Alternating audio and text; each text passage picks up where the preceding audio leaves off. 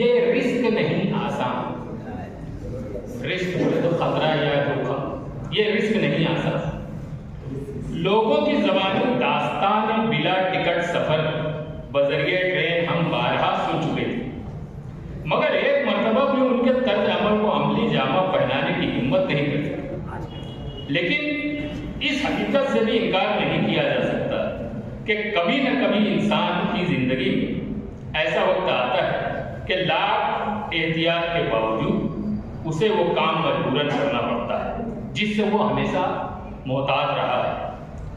ऐसी ही सूरत हाल से माजी में हम भी दो चार हुए। हुआ कुछ यूं कि गुज़िश्ता दिनों हम अपने दोस्त मसूद पेंटर के हमरा लग्जरी बस पर सवार होकर मुंबई पहुंचे। वहां हमें अपने एक अजीज दोस्त की अयादत करनी थी जिनकी बाईपास सर्जरी होने वाली है, और दूसरे बंबई में ही बरसरे रोजगार हमारे फर्जंद अर्जुमन हुज़ैफा से भी मुलाकात करना मकसूद था। अयादत करने के बाद मसूद की क़यादत में हम अपने बेटे से मिलने मीरा रोड चले गए। बेटे के इसरार पर हमने वहां एक दिन क़याम करने का फैसला कर लिया। कुछ ज़रूरी काम के सिलसिले में मसूद को भिवंडी जाना अज़बज़ ज़रूरी था, लिहाजा वो हमें दाग मुबारकत देकर बजरिए ट्रेन भिवंडी कूच कर गए। दूसरे रोज हम अपने बेटे के हमरा दोपहर 3 बजे बमुश्किल तमाम लुकमानिया तिलक रेलवे स्टेशन पहुंचे ताकि हम बखैर वाफियत अपने वतन लौट सकें। गोदावरी एक्सप्रेस ठीक 3 बजे मुंबई से मनमाड़ के लिए रवाना होती है, लिहाजा हमारा मनमाड़ का टिकट कटाने की गरज से हमारे साहबजादे टिकट बुकिंग क्लर्क से रुजू हुए। टिकट का मुतालबा करने पर बुकिंग क्लर्क अपना सामान समेटते हुए बोला, अभी तो गोदावरी एक्सप्रेस मिलने का कोई चांस नहीं है, टिकट लेकर खामखा परेशानी मोड़ ना ले। घड़ी में 3:03 हो रहे थे। बिल आखिर हमारे बेटे ने परेशानी मोड़ ले ली। बुकिंग क्लर्क के मुताबिक हमारी मतलूबा ट्रेन प्लेटफॉर्म नंबर 1 से छूटने वाली थी। चूंकि टिकट ऑफिस से प्लेटफॉर्म काफी दूर था, लिहाजा टिकट हाथ लगते ही हम बाप बेटे ऐसे सरपट दौड़े जैसे किसी ने हमारे पीछे कुत्ते छोड़ दिए। ट्रेन प्लेटफॉर्म पर खड़ी देखकर हमें इतनी खुशी हुई जितनी ईद का चांद देखकर किसी रोजाखोर को होती है। उसकी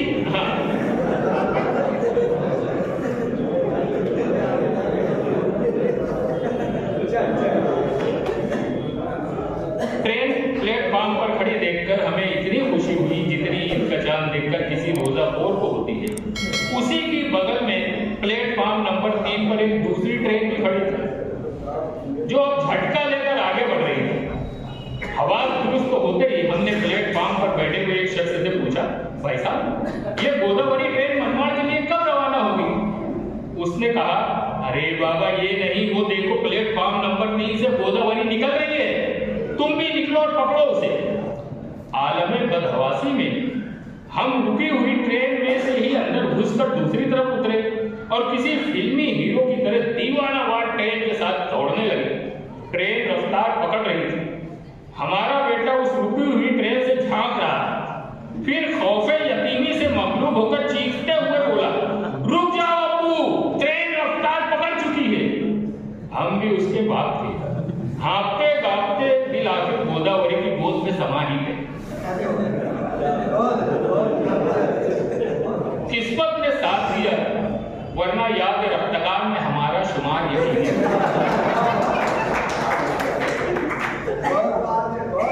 हमारा दिल किसी लोहार की धुकनी की तरह चल रहा था।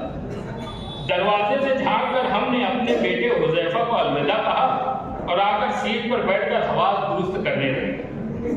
दफतन हमें याद आया कि बाप रे बाप, टिकट तो बेटे के पास ही है। अपने इस यकीन को इस्तेकाम वहां पहुंचाने की गरज से हमने फौरन अपने बेटे से मोबाइल पर राब्ता कायम किया। उसने अपने मोबाइल पर अरे बाप का नारा लगाते हुए कहा, हाँ अब्बू, इसी हमी में मैं आपको टिकट देना ही भूल गया। यार आप टेंशन न लें, खुदा गवाह है कि हमने तो बाकायदा टिकट खरीदा है।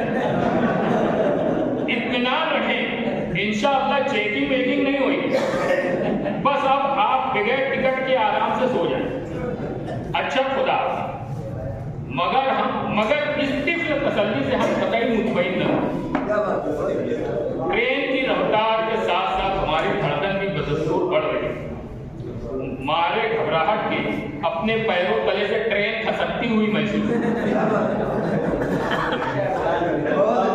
अच्छा। हमने ट्रेन के अंदर नजर दौड़ाई, कोई 30-40 मुसाफिर ही पूरी ट्रेन में रहे हों। अब यही सोच कर हमारी हालत पतली हुई जा रही थी कि अगर कहीं से टीसी तुलू हो गया तो यकीनन हमारी नब्ज डूब ही जाएगी, क्योंकि मुसाफिरों की किल्लत के सबब हम बआसानी पकड़े जा सकते थे। हमें एक तरकीब सूझी। हमने फौरन अपनी शर्ट इन की और अपनी सीट पर आंखें बंद करके इस गुमान में लेट गए कि बिलफर्ज अगर टीसी आ गया तो हमें देखकर ये सोचेगा कि बिना टिकट कोई थोड़े ही इतने इत्मीनान से सोएगा। हो ना हो ये कोई जेंटलमैन आदमी जिसे जगाना मुनासिब नहीं, और फिर वो आगे बढ़ जाएगा। अब हम आराम से सोने की प्रैक्टिस कर ही रहे थे कि हमारी छठी इस खिलाफ टॉकी अचानक बेदार हो और हम उठकर ये सोचने लगे कि क्यों ना हम मसूद से भिवंडी फोन लगाकर उनका इंदिया मालूम करें। अगर वतन वापसी के लिए वो राजी हो गए तो हम उनसे कह देंगे कि वो फौरन कल्याण पहुंचे और अपने साथ साथ हमारे लिए भी मनमाड़ का एक जायज टिकट लेकर इंदल्ला मारूर हो जाए। चुनाचा मसूद से हमने फौरन फोन पर रास्ता कायम किया। जिन पे तकिया था वही पत्ते हवा देने थे कि मिलदार मायूसी हाथ आई। उन्होंने माजूरी जाहिर कर दी। तब हमने अपनी हालत जार उनके होश गुजार की। उन्होंने कहा, टेंशन मत लो, बेफिक्र रहो, कुछ भी नहीं होगा, बस इत्मीनान से अपनी जगह सो जाओ। हम यह अंदाजा ही नहीं कर पा रहे थे आया ये महज तसल्ली थी या उनका अपना तजर्बा। हमारी हालत न पाए रफ्तन न जाए मादन की सी थी। चेहरा फट और गला यूं खुश्क हुआ जा रहा था जैसे हम बगैर सहरी के रोजे से हो। बेकरारी को किसी पर करार न था। मसूद के मशवरे पर अमल करते हुए हम लेट कर टीसी की राह तक रहे। बस दिल से यही दुआ निकल रही थी कि हम इंतजार करेंगे तेरा फरागत का, खुदा करेंगे फरागत हो और तू आए।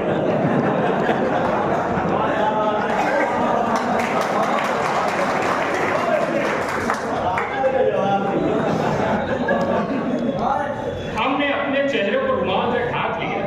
फिर उसके बाद सोच का एक लामुतनाही सिलसिला शुरू हो गया कि अगर टीसी ने हमें पकड़ ही लिया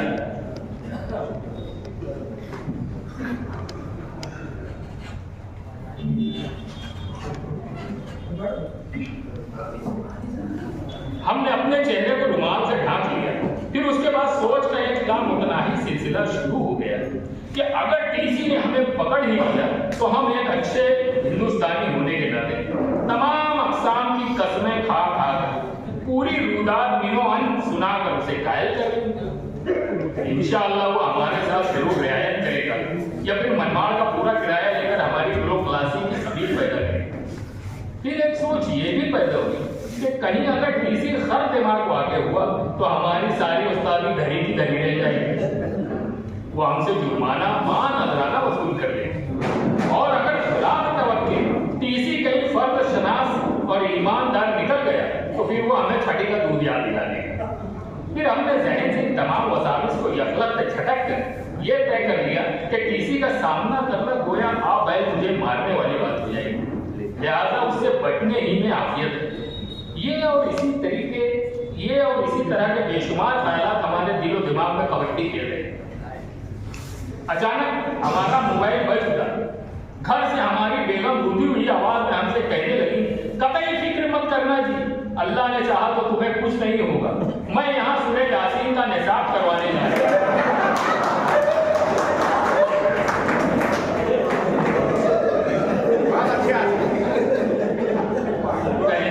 कहने लगी, कतई फिक्र मत करना जी, अल्लाह ने चाहा तो तुम्हें कुछ नहीं होगा। मैं यहाँ सूरह यासीन का निसाब करवाने जा रही हूँ। हमने फौरन कहा, अरे वो तो मरने के बाद किया जाता है ना। कहने हर मुसीबत की घड़ी मुझसे पढ़ सकते हैं। फिर हमारे बड़े साहबजादे उसामा शुरू हो गए, अब्बू हम आपके हाल राज से वाकिफ हुए, फिक्र मत करिए, बस आप इत्मीनान से सो जाए, इंशाअल्लाह आपका बेड़ा पार हो जाएगा। खुदा हाफिज़।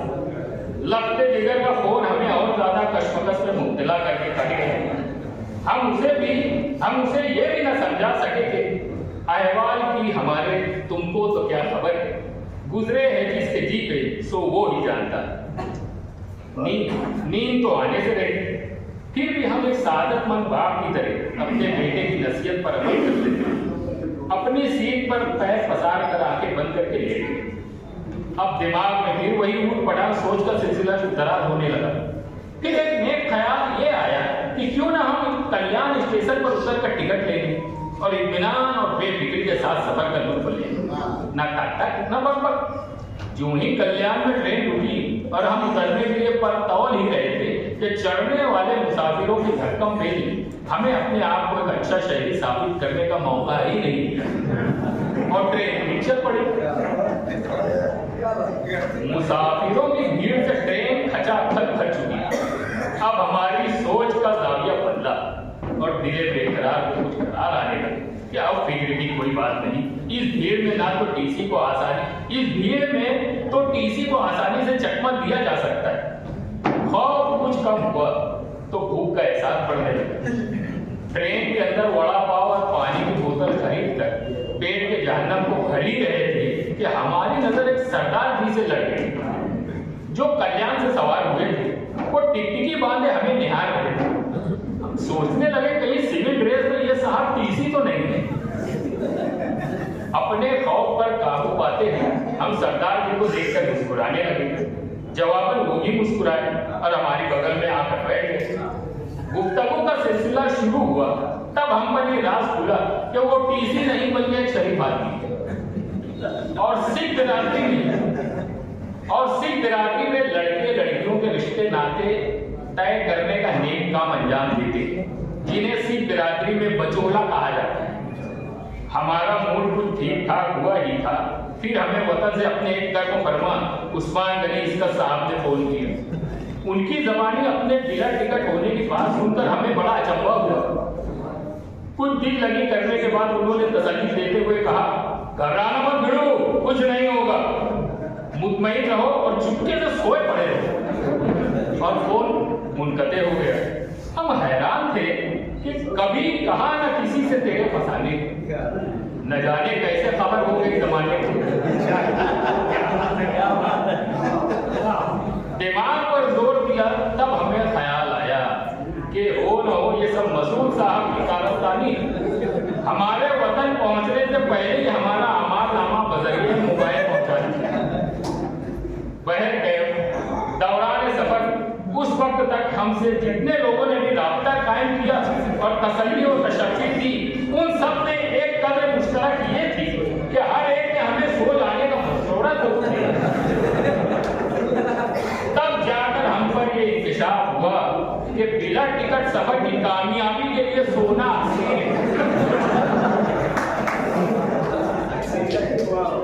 हमने ट्रेन के मुसाफिरों पर एक दायराना नजर डाली तो हमें कई मुसाफिर सोए हुए नजर आए।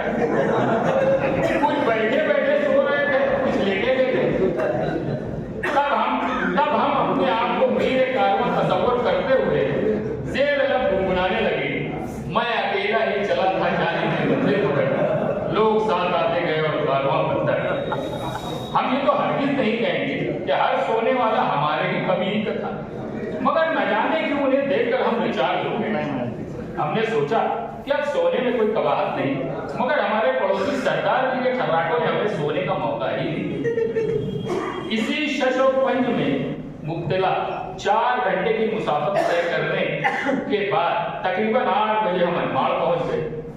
एक बार फिर हमारा प्रेशर बढ़ने लगा, ठंड के बावजूद पसीना छूटने लगा। मनमाड़ हमारे सफर का आखिरी पड़ाव था। यहाँ से आगे में से बाल की तरह निकलने के लिए हमने वो तमाम सूरतें और आयतें पढ़ डाली जो हमें याद थी। दिल में दुआ नॉन स्टॉप चल रही थी। हम बड़ी सुराग के साथ बचोला जी के हमरा टीसी से बचकर भीड़ के दरमियान चलते हुए मनमाड़ रेलवे के बाहर आ गए। हमें यकीन ही नहीं हो रहा था कि हमने मार का सर कर लिया। हम इस कदर खुश थे जैसे किसी म्यूनिसिपल प्राइमरी टीचर को 7 महीने के बाद 1 माह की तनख्वाह मिली।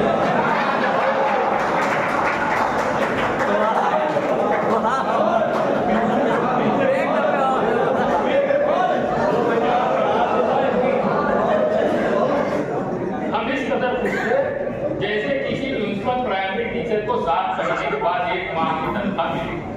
हमने अपने तमाम खैर खामों को बारी बारी फोन करके अपनी बरात की खबर सुनाई और फिर उसके बाद मोबाइल में बैलेंस न रहा।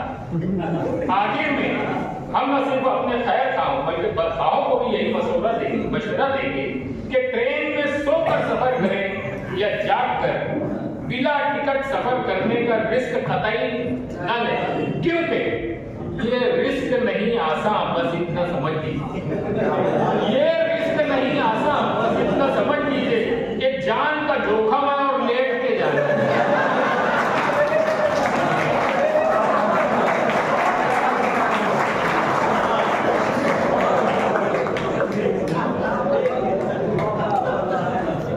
सुभानी साहब को जो भी मैसेज मिल रहा था सब यही बोल रहे थे कि सर सो जाओ, सर सो जाओ। मसूद साहब भी बोल रहे हैं, इसका साहब। जिंदगी जिंदा दिली का नाम है, जिंदगी जिंदा दिली का नाम है। इसका मजहर आज की ये महफिल है। हमने देखा किस तरीके से जिंदा दिलान की एक आवाज पर इसका हॉल भर गया है। आज की इस पुराशोक जिंदगी में, डिप्रेशन भरी जिंदगी में हमको हंसी की किस कदर जरूरत है, उसका एहसास आज की ये महफिल दिला रही है। यहाँ पर कहा गया कि किताबों के इजरा के दौरान भी हॉल इस तरीके से भरता नहीं है और उसमें कोई मुबालगा आराई नहीं है। हम देख रहे हैं कि तमाम नशिस्तें फुल हैं और लोग खड़े होकर के इस महफिल से लुत्फअंदोज हो रहे हैं। मैं इसका लाइब्रेरी और जिंदा दिलान को मुबारकबाद पेश करता हूँ कि उन्होंने वक्त की ज़रूरत को और नज़ाकत को समझते हुए ऐसी बेहतरीन और पुरवकार महफिल को सजाया है। और मैं अपने लिए ये खुशकिस्मती समझता हूँ कि मैं इस महफिल का हिस्सा बना। इस दौर में जबकि लोग हंसी के लिए तरसते हैं, एक अच्छी ज़ाफ़रानदार महफिल का आगाज़ जिस तरह अंजुमन मुहिबान अदब और इदारे नस्ल अदब के वसीले से शहर को बेहतरीन अफसाना निगार और नस्ल निगार मिले हैं, मुझे यकीन है कि मुस्तक़बिल में अंजुमन मुहिबान अदब और इदारे नस्ल अदब की तरह जिंदा दिलाने मालेगांव और स्कस लाइब्रेरी की जो हर महीना तवातुर के साथ जैसा कि ऐलान किया गया है, मुस्तक़बिल में ये महफिल तंज़ो मिज़ा होती रहेगी। हमें अपने शहर को अच्छे मिज़ा निगार मुयस्सर आएंगे। आज की ये महफिल बहुत ही कामयाब रही। मैं अपनी जानिब से तमाम कलमकारान को मुबारकबाद पेश करता हूँ। मैं यही कहना चाहता था कि तबसरे का एहतमाम हो, आसिफ साहब ने तो कह ही दिया, बकिया किसी किस्म की मैं ऐसी बात महसूस नहीं कर रहा हूँ कि जिस पर कुछ इस्लाह का पहलू नज़र आता हो। मैं नेक ख्वाहिशात के साथ अपनी बात ख़त्म करता हूँ। अल्लाह करीम हंसने हंसाने की इस रिवायत को कायम दायम रखवाए। ये ज़िंदगी में दरअसल रंग भरने का काम करती है और ज़िंदगी में जो लोग रंग भर देते हैं, किसी को जो हंसा देते हैं, वो यूँ समझ लीजिए कि अगर किसी के गमों को दूर करते हैं तो गमों को दूर करने वाला भी अजर का अल्लाह करीम गमों को दूर करने का वसीला आप लोगों को बनाया है, तो यूं ही आप लोग हंसते हंसाते रहें और हम लोग जो यहाँ आए हुए हैं यूं ही हम हंसते हंसते रहें। यकीन है ये सिलसिला दराज से दराज तक होता जाएगा और ये उड़ान और ऊंची होती है। बड़ी अच्छी अच्छी तहरीरें सुनने में आई। बहरहाल तहरीरों में कुछ तहरीरें तो बहुत ज़्यादा नुमाया है। नस्र में सुभानी साहब का ख़ास तौर पर मैं जिक्र करना चाहूँगा, मुबारकबाद। बहुत उम्दा आपकी तहरीर रही और वो तो हमेशा मज़ाह में लिखते आए हैं, अच्छा लिखते हैं और पुख्ता कलम है और फिक्र भी बहुत अच्छी है।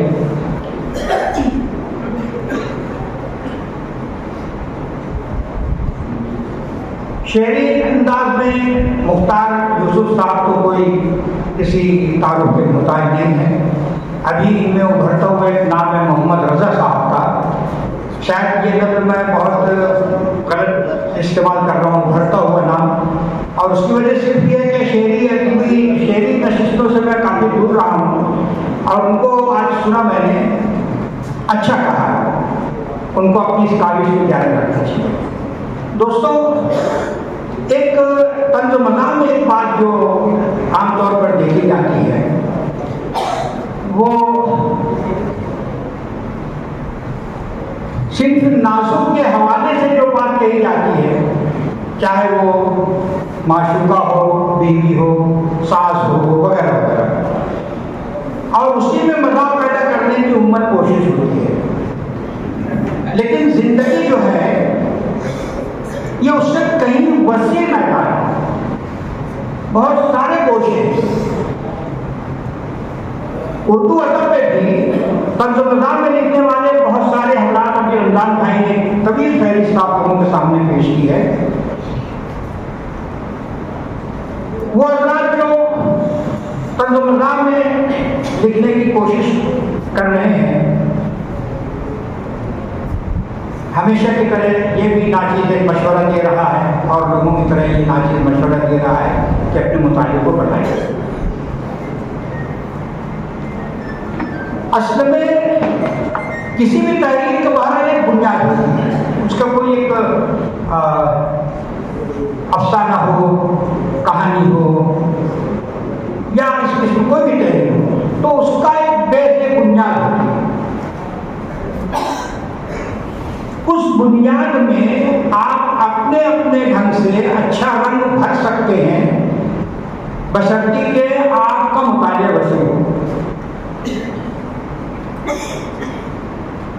लफ्जों के इस्तेमाल से आप मजाक पैदा करने, ये मैं समझता हूँ कि इस फील्ड में एक उसका कमाल है। आप मेराज पर कोशिश ये करें, जबान को आप इस तरह से इस्तेमाल करें कि आप उसी से फायदा उठाते हुए और उसमें अपनी नई बात पैदा करें और उसको आगे बढ़ाएं।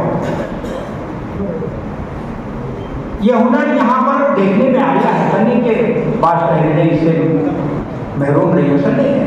कुछ लोगों ने अपनी काविशों में इस बात का बड़ा अच्छा मुजाहिरा किया है। बहरहाल खासतौर पर हमारे जो नए लिखने वाले हैं उन लोगों को मैं इस तरफ मुतवज्जा करना चाहूँगा और मुझे यकीन है कि आपकी मश्क आपको इस मैदान में भी बहुत पुख्तगी अता करेगी। यहाँ पर इज़हार ख्याल के लिए मुझे मौका दिया गया, मैं शुक्रगुजार हूँ। बहुत ही मज़बूत तबसरे आए, लेकिन जैसा कि यहाँ से गुजारिश की गई थी कि आप हमारी तारीफ ना करें, कुछ मशवरा थे, तो अभी तक तो कोई ऐसा मशवरा इसके ताल्लुक से आया नहीं। तो मैं एक मशवरा देना ये चाहूँगा जिम्मेदारान को कि जैसा कि हर महीना होना ही है प्रोग्राम, तख्लीक़ात पेश की जानी है, तो क्यों ना इन तख्लीक़ात को इनामी शक्ल दे दी जाए।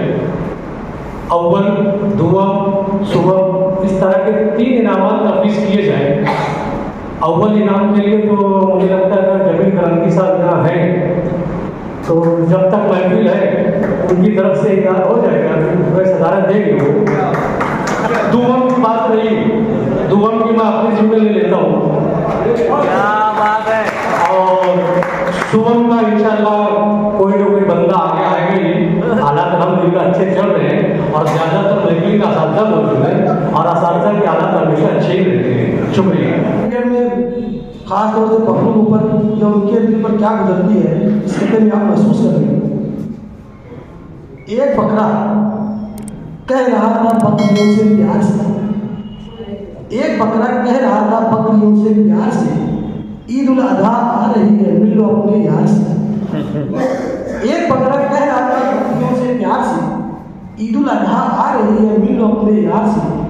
बकरियों ने ये कहा उथल में जल्दी निकल या के डंडे खाएगा तो जूस की मुख्तार तो अफसाना हाजिर कीमत छोटा सा अफसाना है।